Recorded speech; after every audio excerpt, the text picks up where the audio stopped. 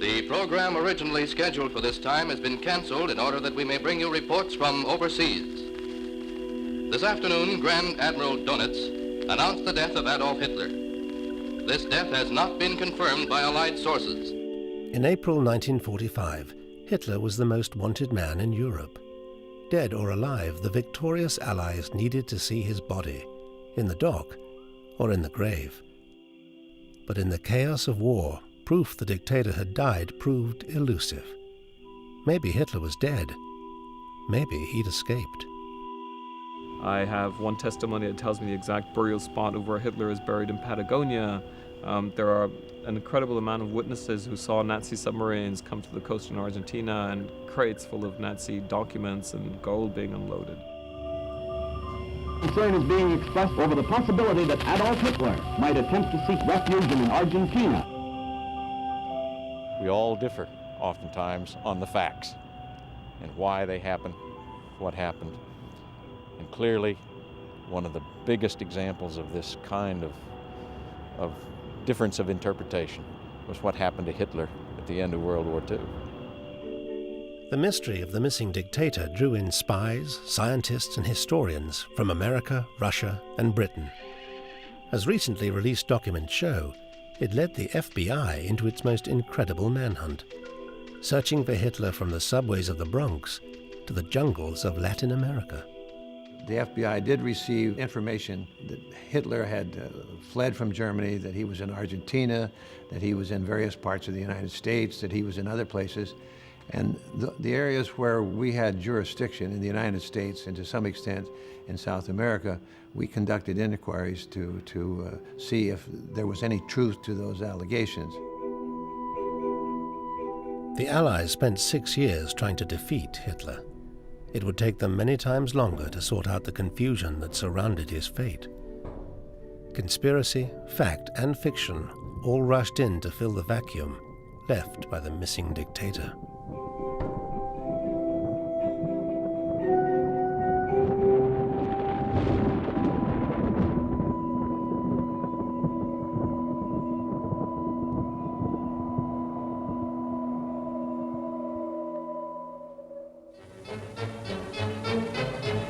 More extracts from captured German newsreels. This is said to be the room in which the alleged attempt on Hitler's life was made. Hitler was no stranger to cheating death. In 1944, German officers tried to blow him up at the Wolf's Lair headquarters. 4 men standing near were killed. A nice, easy explanation for gullible people. Fearing further attacks, Hitler sowed confusion about his whereabouts. Even in 1944, people weren't sure if he really was dead or alive. As to where they got hurt, there's no evidence. Anyway, the Führer, looking rather more round-shouldered than usual, goes from bed to bed, commiserating with the casualties. Maybe this is Hitler's double, or perhaps his double was killed by the bomb. Though there are scores of theories, the facts are not yet known. In the final months of the war, even the Germans couldn't be certain. Since the 1944 bomb plot, Hitler kept well out of sight, hidden away in bunkers. The last ordinary Germans who saw him in the open were a handful of the Hitler Youth. There were speculations already in the fall of 1944 about his escape and his whereabouts. So when the end of the war came, this was a story that had already long been prepared. Many of Hitler's most senior supporters did try to escape. Himmler was captured dressed as a private soldier. Heinrich Müller, head of the Gestapo, was never captured. And down in the Chancellery bunkers, Hitler's staff tried repeatedly to persuade him to get out before it was too late. Flight was certainly possible. Up till the 22nd of April, when the net closed, they could get out by air.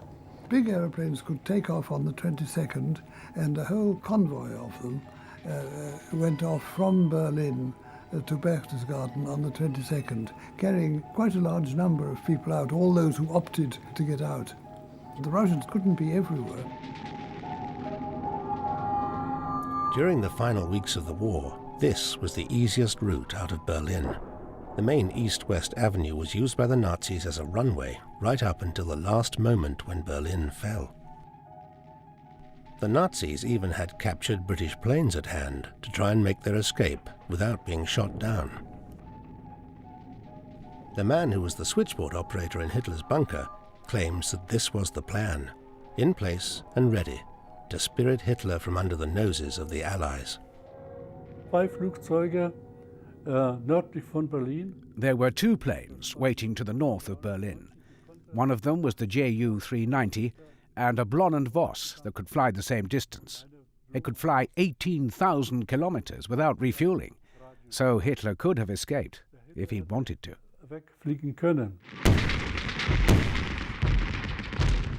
The possibility of losing Hitler gave the advancing Soviets added urgency. On April the 22nd, the first Soviet armies reached the outskirts of Berlin, still fiercely defended. They desperately hoped that Hitler was still in the city. Stalin organized special teams in SMERSH. SMERSH was the military counterintelligence service during the war. As we all know from the James Bond movies, it means death to spies, whose job it was to find Hitler, and hopefully Stalin would find him alive. Конечно. Of course Stalin wanted to capture Hitler. He intended to put him on trial. И он предполагал его предать суду. But capture was the one thing Hitler was determined to avoid at any cost. The reality of what lay in store for fallen dictators was not what he had in mind. Just before the end came the news of what had happened to Mussolini, how he had been shot and strung up upside down in a garage in Milan. He didn't want that to happen to him. As Stalin's SMERSH teams advanced to the center of Berlin, they questioned prisoners, checked corpses. Where was Hitler? Could he have slipped through the noose and escaped? The first news of Hitler's fate did nothing to dispel the confusion. On May the 1st, Soviet commander Zhukov received a message from Hitler's bunker claiming that Hitler had committed suicide on April the 30th. Just a few hours later came a radio broadcast that told a different story. Deutsche Männer und Frauen, Soldaten der deutschen Wehrmacht. Unser Führer Adolf Hitler ist gefallen. In tiefster Trauer. German radio claimed that Hitler had died fighting at the head of his troops. This wasn't what the Soviets had been told at all. They thought Hitler had died a day earlier by his own hand. In the confusion of Allied victory, doubt about the fate of the fallen dictator filled the airwaves. The Berlin announcement that Hitler is dead has left this part of Germany speechless and resigned. There is no further confirmation, of course, as to the authenticity of this report. We bring you now Seymour Corman from Munich. There is some caution about accepting the German announcement as fact. It might be a trick.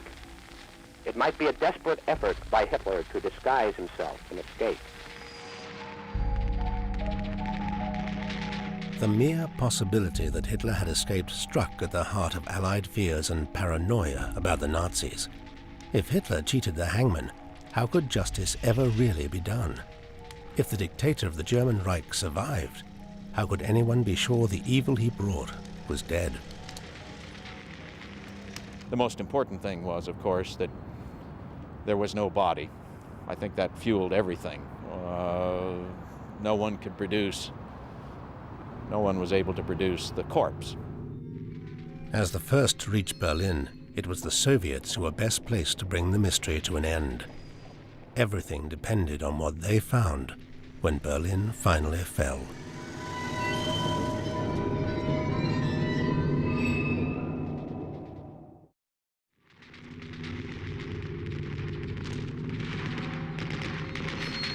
On the 2nd of May, Soviet troops captured Berlin's government buildings. This was the final symbolic defeat of Nazi Germany. It was 2 days since the radio announcement of Hitler's death, and the world waited for proof. If he was dead, where was the body? Hitler's own headquarters had barely fallen when a special Soviet search team arrived on the scene.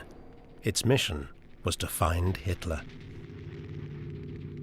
It didn't take long before they were rewarded. Alenia Rezaviska was the team translator. One of the men, just arrived from the headquarters of the 1st Belarusian Army, was passing by. He said, "Oh, that one looks really like Hitler. He is Hitler."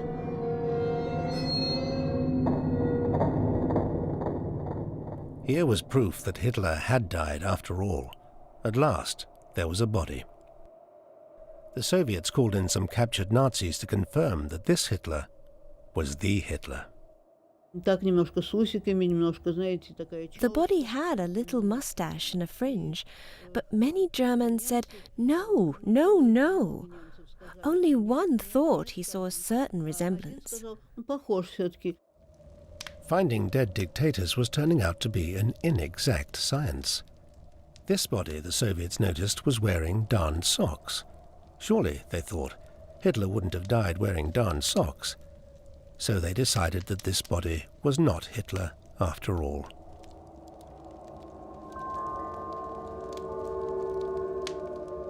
There were 15 corpses in the Chancellery garden, amongst them that of Joseph Goebbels. Goebbels and his wife had murdered their children, then killed themselves.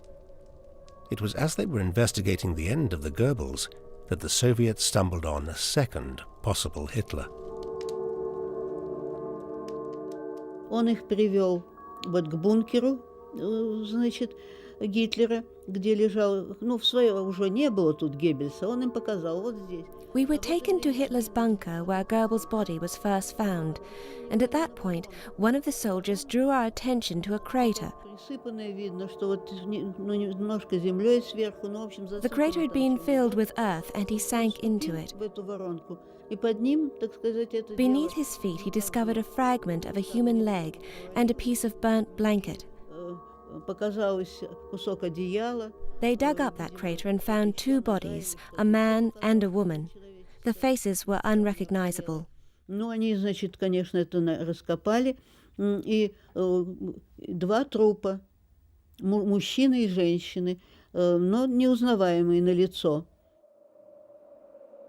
If the bodies could be identified, then worries about Hitler's escape might be laid to rest. So the Soviets picked them up and put them in wooden crates. They took them here, to Buch, an old lunatic asylum just outside Berlin.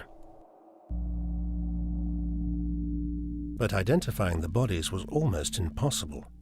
The corpse of the man they had on the slab was so badly burnt that hardly any of the lower body was left. Yet the Soviets refused even to tell the Americans or the British what they were up to, let alone ask for help. All the particulars had to be noted: the body's height, all the physical data, all the internal data, whether any organs were missing. But in those conditions, it was impossible to do all that. В общем, короче говоря, в этих условиях это невозможно. The autopsy was carried out under less than ideal conditions. It was a wartime situation. It was quite chaotic. It was a field hospital operation. It wasn't a perfect autopsy by any stretch of the imagination. The only way of identifying this as Hitler's body was through the teeth. So the Soviets scoured Berlin trying to find Hitler's dentist. Two of the people they found said they were part of Hitler's dental team. They drew pictures from memory of what Hitler's teeth looked like. According to the Russians, the dentist's hand-drawn pictures matched the body on the slab.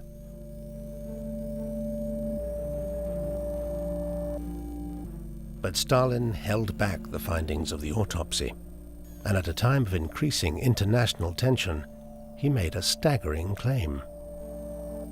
Stalin told President Truman at the Potsdam Conference in late July and early August of 1945 that Hitler was alive in Argentina. He used it as a stick to beat the West with, after the war, but it also, he evidently, at some level, actually believed that Hitler had survived the war. Stalin had reasons to doubt the Soviet autopsy. Everything hinged on the evidence of the teeth. No X-rays were available which might prove without doubt that this was Hitler's body. Stalin was also suspicious and paranoid to the bottom of his heart. On something as important as the fate of Hitler, he had no problem discounting the conclusions of a handful of surgeons. Сталин превратил это в тайну. Stalin turned the search for Hitler's body into a mystery. It became a state secret. If you revealed that secret, you could be sentenced from 7 to 15 years in jail. То есть это попало в разряд государственных тайн. Thanks to Stalin, the identity of this body was clouded with doubt. Stalin's deputy, Marshal Zhukov, had announced that Hitler was dead. Now, he'd changed his mind. Zhukov gave a second press conference, and he completely withdrew the substance of his first. He said that there was no evidence that Hitler was dead, that he could easily have escaped, that the runway was open, that he was probably in Spain or in Argentina.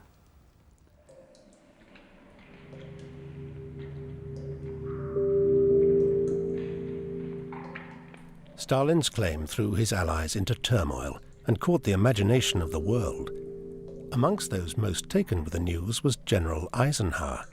Months after Berlin had fallen, Eisenhower's doubts were publicly quoted. We have been unable to find one tangible piece of evidence of Hitler's death. Even though I initially believed that Hitler was dead, there are now reasons to assume that he is alive. The press rushed in to spread the confusion. Russian sources stated that the Soviet government did have some lingering doubts. The United States Army does not know whether Hitler is alive or dead. Allied Germany, December 19th. Soviets not convinced Hitler dead. As they poked around the ruins of his office, the Allies still couldn't make up their minds about what had happened to Hitler. 4 months after victory in Europe, confusion still reigned as to whether the dictator was dead or alive. Far from being brought to justice, Hitler had melted away.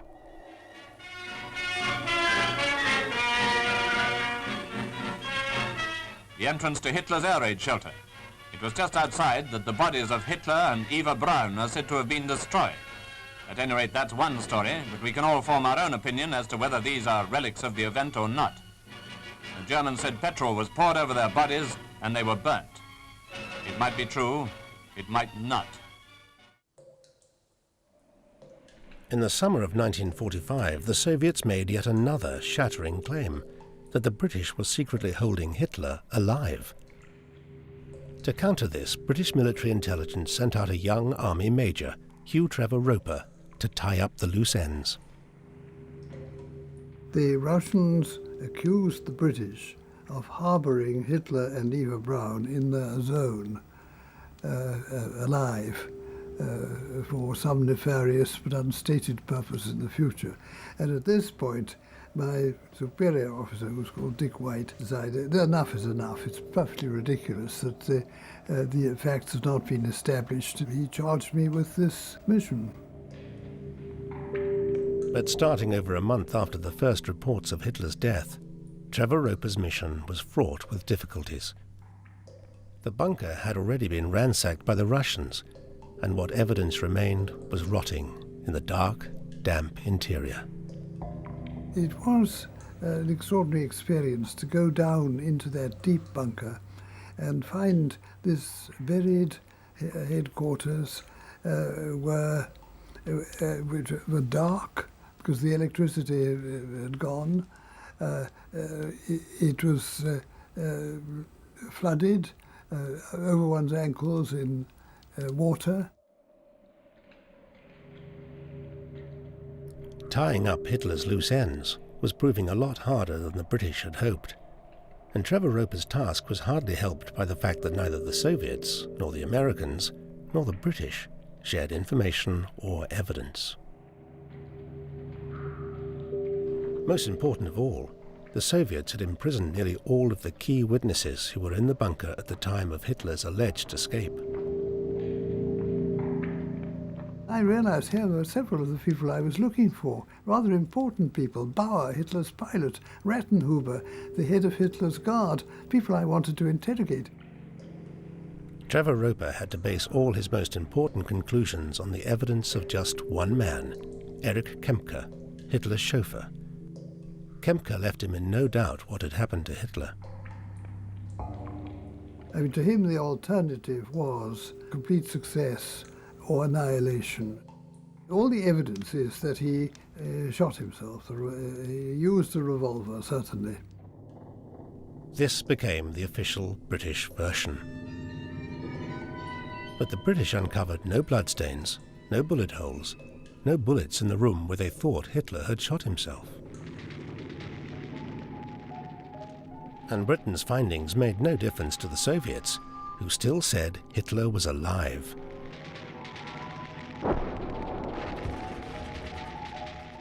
Depending on whom you listen to, he had shot himself, taken poison, died at the head of his troops, or even escaped. In this climate of doubt, the lack of evidence for Hitler's death would have a strange psychological effect on the world. Across the Atlantic, the Americans were on the verge of their own extraordinary investigation into the missing dictator. In September 1945, the FBI started one of its most extraordinary investigations into whether Adolf Hitler had escaped Berlin and made it across the Atlantic. In a big spy roundup in the States, the FBI, America's CID, have done a good job under J. Edgar Hoover. The director of the FBI, J. Edgar Hoover, was a paranoid, suspicious, neurotic man who had built his career on finding the enemy within. They're traitors, while the rest are spies. Hoover had no sympathy whatsoever for the Nazis. He, as well as the rest of us, regard Hitler as a prime evil and a prime enemy of the United States. These FBI documents, only recently released, point to the hysteria and worry that spread from Berlin across the Atlantic within a matter of days. Dear Mr. Hoover, recently I saw a poll on whether Hitler was alive. I am one of many others that thinks that Hitler is still alive and possibly here in the good country we are so fortunate as to live in. Polls at the time showed that a majority of people actually believed that Hitler had survived the war and was still alive, and this led to a lot of Hitler sightings.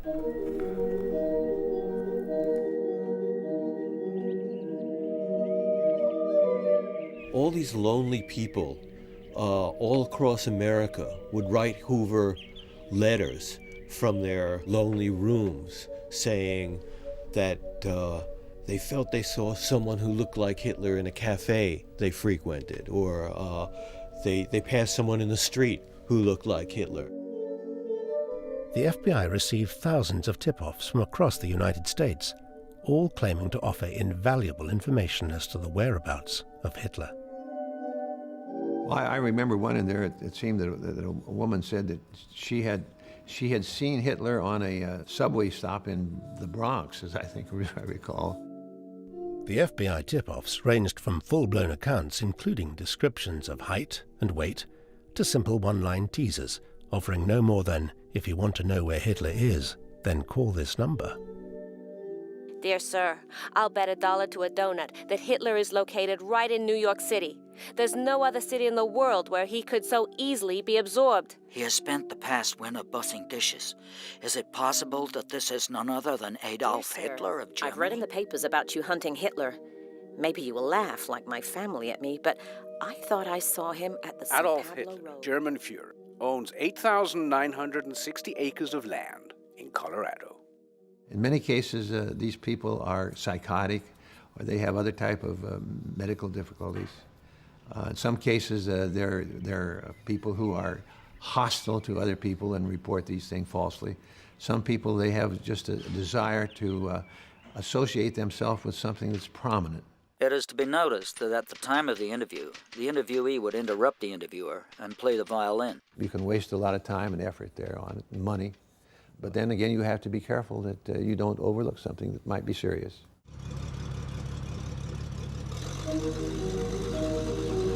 At the height of the Hitler hysteria, every bureau across the United States received sightings of Hitler somewhere in America.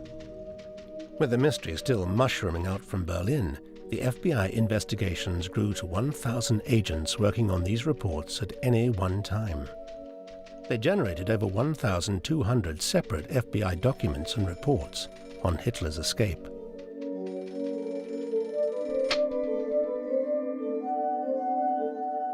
So much is crossed out, so you have, Black Bloc said at Black Bloc that Hitler, Black Bloc, and it adds a layer of mystery that doesn't exist if the stupid FBI censors had just, allowed us to read the original reports. People even sent in handy hints from the press on how Hitler might have altered his appearance.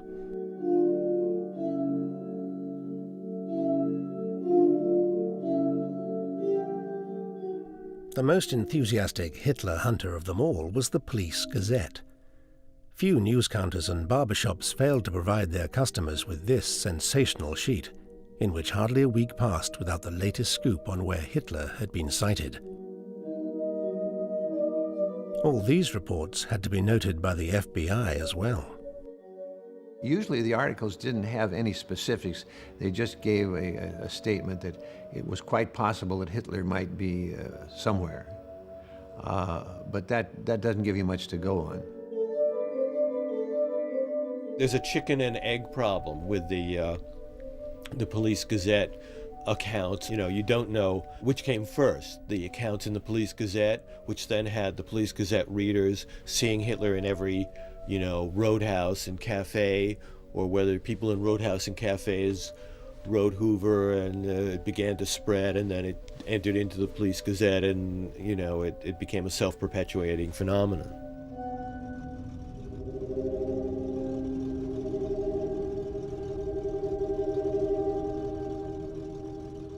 While the FBI chased phantoms in the United States, the Soviet Union sat on any evidence that might settle Hitler's fate one way or the other.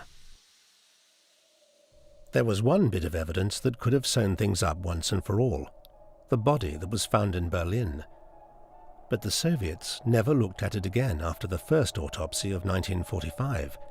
In fact, Hitler's remains, if they were Hitler's remains, were treated by the Russians with staggering neglect. Их закопали так, чтобы, уже в часы, когда население не выходит на улицу. We buried the bodies secretly, when no one was around, in a little wood. И поставили с такого... We put a secret guard there, because the bodies were not buried very deeply. Они не глубоко были зарыты, значит, и чтоб... And even dogs could dig them up. But that was never officially reported. Такого не было зафиксировано. Soviet intelligence continued to confuse the West by arguing that Hitler might be alive. СМЕРШ и КГБ попытались доказать. SMERSH and KGB did their best to prove that Hitler hadn't killed himself, but had somehow vanished. And that marked the start of a mysterious operation called Operation Myth. Под названием Операция Миф. Nobody knows whether Stalin really believed it, or whether it was just a Cold War ruse. But Operation Myth was the cornerstone of Stalin's claim that Hitler had escaped and was being looked after by Western fascists. In Spain was General Franco. In Argentine was Colonel Perón. And these, from Stalin's point of view, were both semi-Nazi reactionary dictatorships who supported the Germans. and therefore that is where he would have gone. Stalin's belief was not completely unreasonable. Even before 1945, Argentina had a large German population. Hitler wouldn't be the first German to escape to South America after the war, and certainly not the first Nazi. I found 300 confirmed war criminals who escaped to Argentina. Now, these are people with court cases that have had court cases opened against them in Europe. Now, if you extend that to the amount of SS officers or persons who are suspected of having committed war crimes but did not have cases opened against them, that number would probably rise to thousands. Alongside all the crazy theories and Hitler sightings inside the United States, a more persistent notion of Hitler's fate took hold. The basic scenario of his survival was that a double had died in his place in Berlin, and he and Eva Braun had managed to escape to Norway, and there taken a U-boat, a submarine, to Latin America.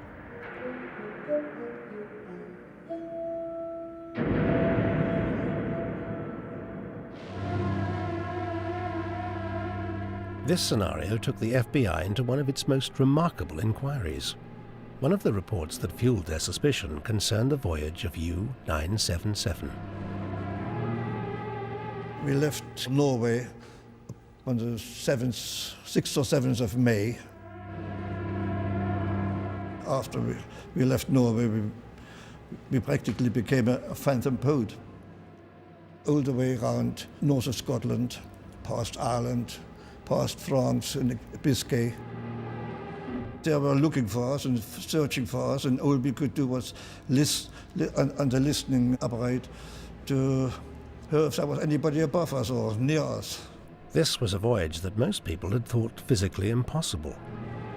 The clothes we were wearing got damp and had mold on it.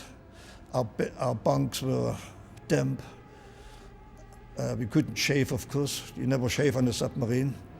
Our teeth became loose through lack of fresh food and things like that. We felt dirty and we became more and more miserable. U-977 made it to the coast of Argentina on August the 17th, 1945.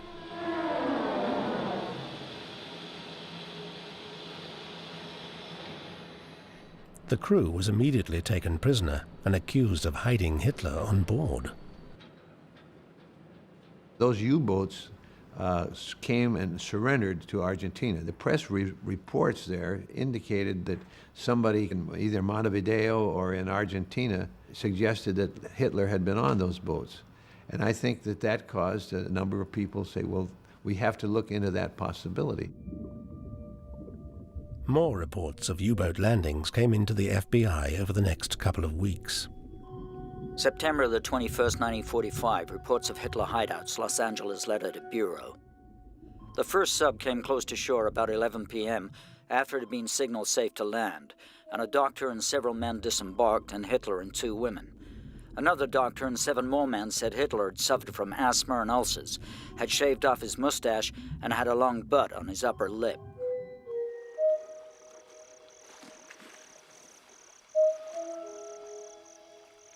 Argentina's navy tried to capture the U-boats, but the huge coastline made it easy for escaping Nazis to get ashore. Llegaban hasta acá, hasta una estancia perdida en la inmensidad y la desolación de la Patagonia. They'd arrive at a farm, lost in the immense desolation of Patagonia, and once there, unload all that could be unloaded. People, personal belongings, useful bits off the U-boats.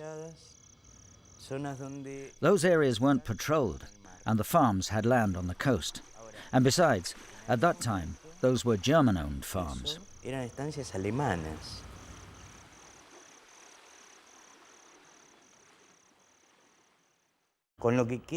The question that remains is, who came in the U-boats?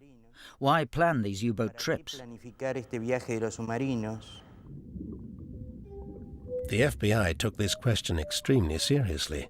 The combination of submarines and so many Nazis already in Argentina was enough to make the possibility of Hitler hiding out in the wilderness a genuine concern.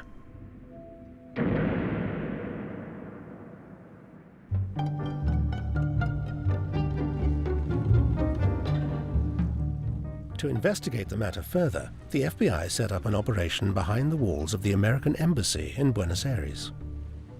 I guess there are other places in the world where you could go, and it would depend upon how he escaped and where would be a logical place for concealment. But I'd say Argentina would not be a bad place to live. I can vouch for that.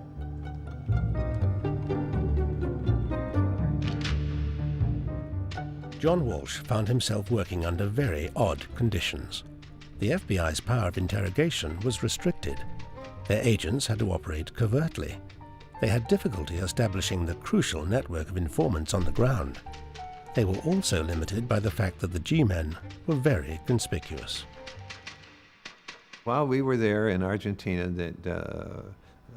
those of us who were in the embassy, in the consulate, we did come under surveillance by the local police. And I know a number of times where I was out with other agents, and we would see people there who were obviously watching us. And they would be behind a newspaper, and every once in a while they'd drop the newspaper to look at us.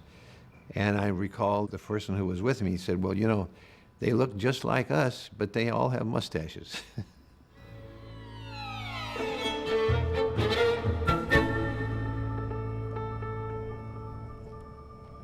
As information began making its way into the Argentine bureau, the G-men were soon able to piece together a pattern of Hitler's possible movements, based on reports of local sightings. Information from outside Argentina was relayed from Washington to Buenos Aires by the FBI radiogram system. All messages received were subject to further investigation by the team of G-men on the ground.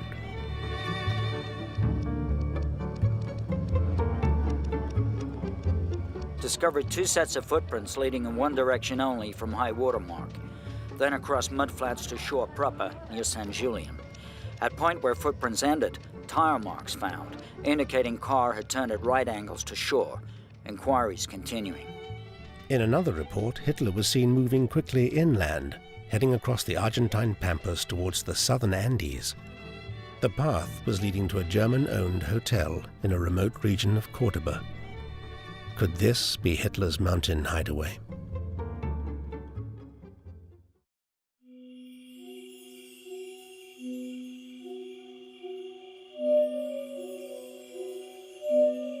In late 1945, 6 months after the end of the war, the FBI thought it might be about to make the arrest of the century.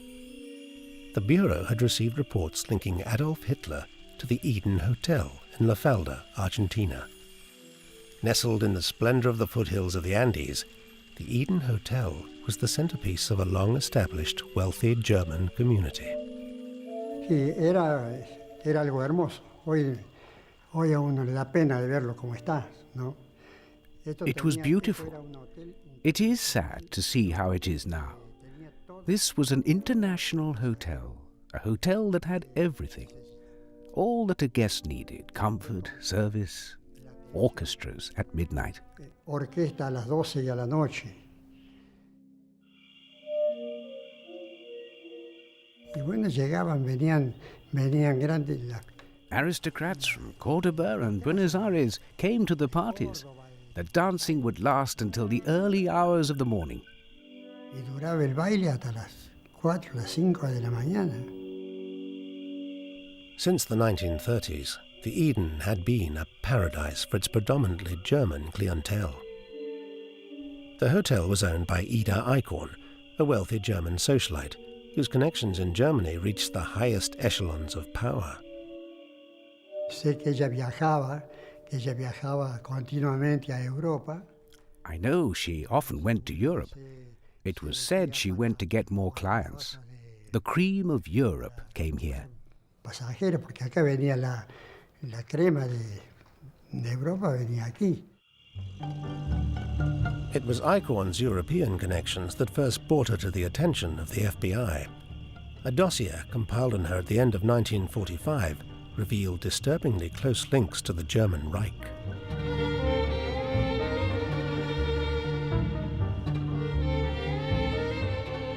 Even before the Nazis came into power, she placed immediately by cable her entire bank account, amounting to 30,000 marks, at Goebbels' disposal. Most compelling of all, the FBI discovered from European sources that she had over the years become one of Hitler's closest friends and confidants. The area surrounding the hotel was populated by Germans. Amongst them were believed to be a number of Nazi sympathizers. The trouble was, it was difficult for the G-men to go to La Falda in person without blowing their cover. We personally did not do surveillance work there. We would have sources that were outside the embassy that would do that. You just can't walk in and say, that you are looking for something. You have to develop a rapport and have some area of interest with the people that are going to help you on that. A 17-year-old girl working as a maid at the Eden Hotel at the time is today still clearly able to recall her years of service and the people she worked for.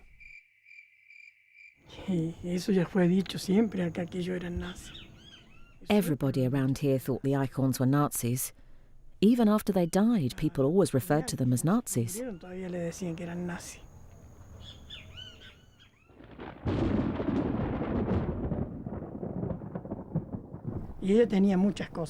There were a lot of his belongings in the house.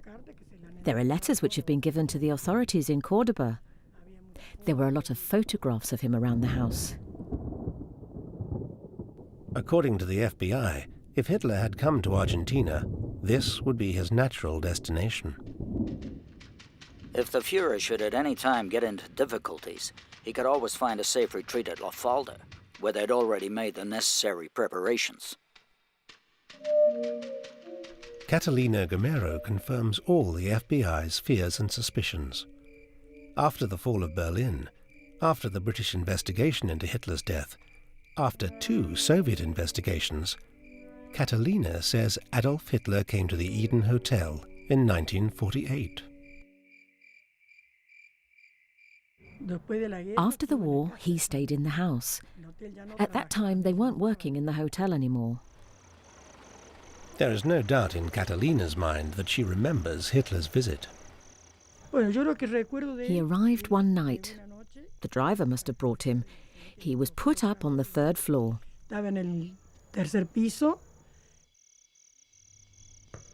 Catalina even recalls what Hitler ate. We were told to take his breakfast upstairs and leave it at the door. To knock at the door and leave the tray on the floor.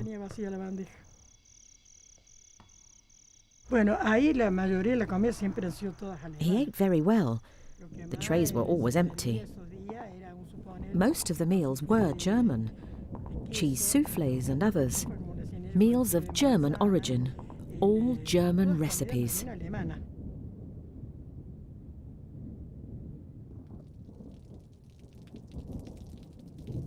According to Catalina, the Hitler of the Andes was clearly recognizable as the Hitler of so many people's imagination, even though he'd lost his moustache.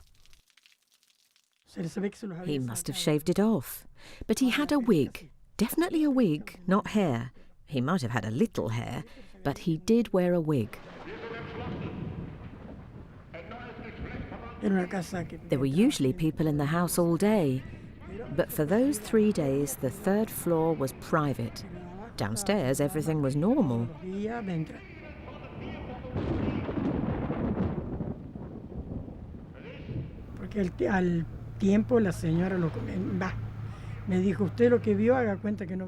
Mrs. Ida told me, whatever you saw, pretend you didn't. One of the drivers and I used to joke, I saw nothing and you saw nothing. It was as if it had never happened. It was kept very, very secret. But now, after so many years, I don't care anymore. If they don't want to believe me, they don't have to. What else can I say? I just saw what I saw.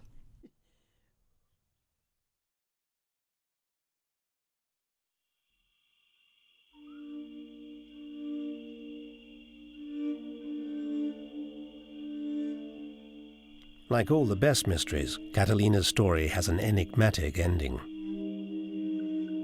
Y arriba el pan de azúcar había unas casitas alpinas. 2 weeks later, Mrs. Ida said we were going to go to Pan de Azúcar, up in the mountains. We took food, and in a wooden house, there he was. From what I overheard from their phone calls, he went to La Rioja, and then he vanished.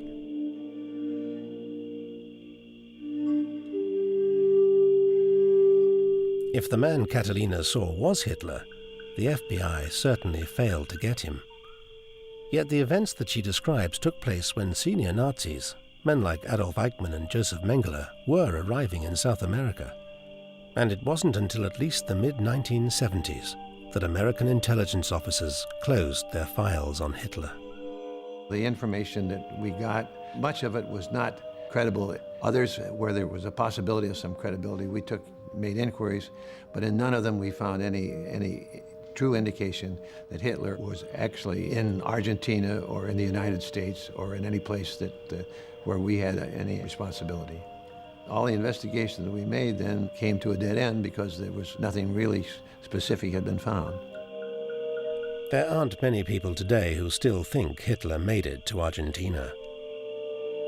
The KGB claims to have flushed Hitler's corpse into a Magdeburg River in April 1970. The Soviet files on Operation Myth were finally made public in the 1990s, revealing that Stalin had deliberately confused and misinformed the West about Hitler's fate. Even though the official search for Hitler has ended, his phantom continues to be relentlessly pursued. Fantasists who have for years hung on to every word published in the Police Gazette still follow him from the foothills of the Andes to Antarctica. There, they say, he awaits a flying saucer to take him to conquer another world in another universe. The myth of Hitler's physical survival is really about the survival of a unique kind of evil embodied in Hitler, about the survival of the mystery of Hitler, the fact that in some way he escaped explanation. The remarkable story of Hitler's life after death is a clear warning of what can happen when a dictator melts away. The world wanted a clear sign that the cataclysm of World War II had ended. But Hitler's death went missing, and the fate of the last century's most terrible dictator took over 50 years to sort out.